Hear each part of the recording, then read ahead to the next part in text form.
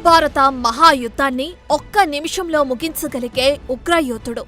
3 బాణాలతో ముల్లోకాలను జయించగలిగిన యోధుడెవరో తెలుసా? అతనే బర్బరీకుడు. ఇతను ఘటోత్కచ, మౌర్వి అహిలావతి కుమారుడు మరియు హిడింబ భీముల మనవడు. బర్బరీకుడు తన తల్లి నుంచి యుద్ధ కళను నేర్చుకున్నాడు. చిన్నప్పటినుంచే అస్త్రశస్త్రాల మీద అతనికి ఉన్న పట్టును చూసి సంతోషించిన శివుడు అతనికి 3 సూక్ష్మ బాణాలను వరంగా ఇచ్చాడు. తరువాత అగ్నిదేవుడు ముల్లోకాలలో అతని విజయాన్ని సూచించగల ఒక విల్లును ఇచ్చాడు. ఒక పక్క బర్బరీకుడు పెరుగుతుండగానే కురుక్షేత్ర సంగ్రామం మొదలయ్యే సమయం ఆసన్నమైంది. భరతఖండంలోని ప్రతి వీరుడు ఏదో ఒక పక్షాన నిలబడాల్సిన తరుణం వచ్చేసింది. అలాంటి యుద్ధంలో బర్బరీకుడు కూడా పాలు పంచుకోవాలనుకున్నాడు.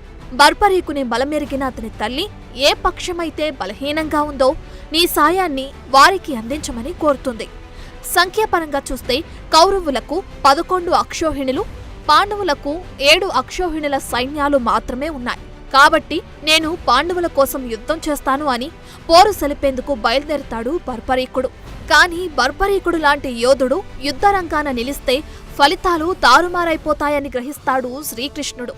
అందుకే బర్బరీకుని వారించేందుకు ఒక బ్రాహ్మణుని రూపంలో అతనికి ఎదురుపడతాడు. 3 బాణాలను తీసుకుని ఏ యుద్ధానికి బయలుదేరుతున్నావు అంటూ బర్బరీకుని ఎగతాళిగా అడుగుతాడు కృష్ణుడు.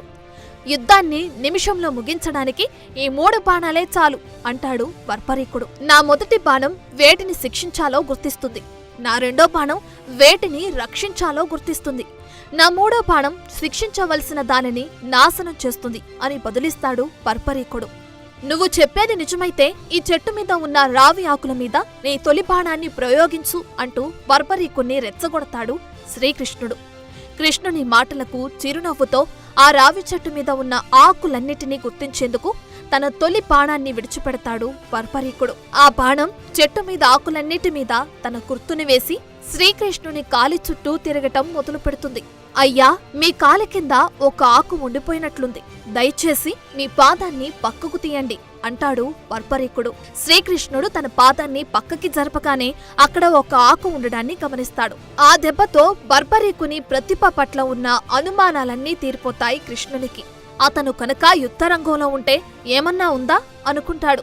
బర్బరీక, నువ్వు పాండవులకు మద్దతు ఇచ్చి కౌరవులందరినీ చంపగలవు, ఒక్క భీష్ముని తప్ప. ఎందుకంటే భీష్మునికి ఇచ్ఛామృత్యువు అంటే స్వీయ సంకల్ప మరణం ఉన్నందున నీవు చంపలేవు. కౌరవులందరూ చచ్చాక వాళ్ళ శిబిరంలో ఒక్క భీష్ముడే ఉంటాడు. బలహీనంగా ఉన్నందున అప్పుడు నీవు కౌరవులతో చేరవలసి ఉంటుంది. అప్పుడు భీష్ముడు నిన్ను పాండవులందరినీ చంపేలా చేస్తాడు. అలా యుద్ధభూమిలో నువ్వు తప్ప ఎవ్వరూ మిగలరు తెలుసా అని విశదపరుస్తాడు. శ్రీకృష్ణుడి మాటలకు బర్బరీకుడు చిరునవ్వుతో ఇంతకీ నీకేం కావాలో కోరుకో అని అడుగుతాడు. దానికి శ్రీకృష్ణుడు మహాభారత యుద్ధానికి ముందు ఒక వీరుడి తల బలి కావాల్సి ఉందని, నీకంటే వీరుడు మరెవ్వరూ లేరు కనుక నీ తలనే బలిగా ఇవ్వమని కోరతాడు. ఆ మాటలతో వచ్చినవాడు సాక్షాత్తు శ్రీకృష్ణుడే అని అర్థమవుతుంది బర్బరీకునికి. మారు మాట్లాడకుండా తన తలను బలిచ్చేందుకు సిద్ధపడతాడు. కానీ కురుక్షేత్ర సంగ్రామాన్ని చూడటానికి తనకు ఎంతో ఆశగా ఉందని, దయచేసి ఆ సంగ్రామాన్ని చూసే భాగ్యాన్ని తన శిరస్సుకి కల్పించమని కోరతాడు. దానికి కృష్ణుడు అంగీకరించాడు. అతను బర్బరీక తలని యుద్ధభూమికి ఎదురుగా ఉన్న కొండపై ఉంచాడు. కొండపై నుండి బర్బరీక యొక్క తల మహాభారత యుద్ధం మొత్తాన్ని వీక్షించాడు. యుద్ధం ముగిసింది. అప్పుడు పాండవులు కృష్ణుని బర్బరీక తలని ఎందుకు బలి ఇచ్చారని అడుగుతారు. అందుకు కృష్ణుడు ఇలా చెబుతాడు. బర్బరీకుడు పూర్వజన్మలో ఒక యక్షుడు. భూమి మీద అధర్మం పెరిగిపోయింది, నువ్వే కాపాడాలి నారాయణ అంటూ బ్రహ్మదేవుణ్ణి వెంటేసుకుని ఓసారి దేవుళ్లంతా నా దగ్గరకొచ్చారు.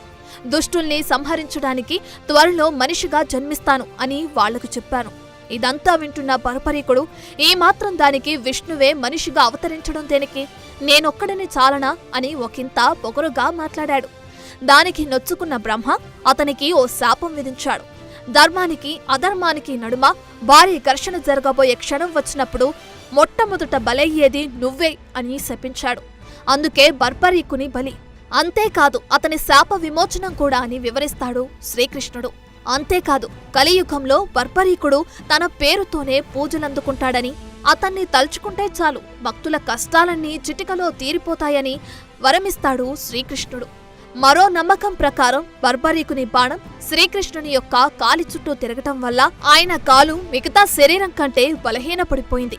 అందుకని శ్రీకృష్ణుడు అవతార సమాప్తి చేయవలసిన సమయం ఆసన్నమైనప్పుడు ఒక బాణం ఆయన బలహీనమైన కాలికి గుచ్చుకోవటం వల్లే అది సాధ్యమైంది. సో ఇది బర్బరీకుని కథ.